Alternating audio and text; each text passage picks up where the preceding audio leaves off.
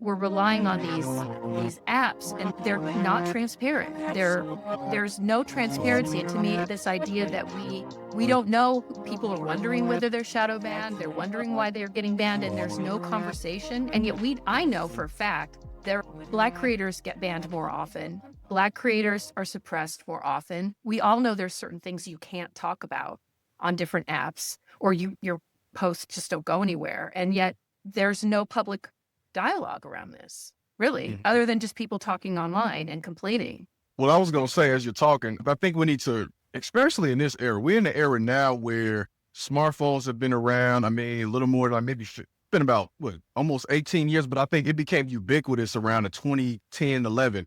And I know like around 2012 is when they kind of say, that's when you begin to see this precipitous drop in like mental health with Gen Z and everything. A great book on that is The Anxious Generation, right? And we're talking almost 15 years later, we're seeing how harmful these phones have been for all of us, right? I mean, the best thing about being forced to be away from Instagram, honestly, my mental health is so much better because there are certain stories I come across later in the day. I'm not bombarded with it. Of course, I miss the access and being able to amplify to help people. But even with everything that's happening now with the Supreme Court, I learned about it from a distance, or I'm on another app reading articles about it so I can digest it myself without somebody screaming in my ear. We're at a point now where school districts are banning these things and colleges have to teach kids how to socialize. For everybody listening, when you're talking about social media, I need you to start putting media in caps. Media is the biggest portion of that. There is really no social component outside of the fact that, yeah, we're texting to each other,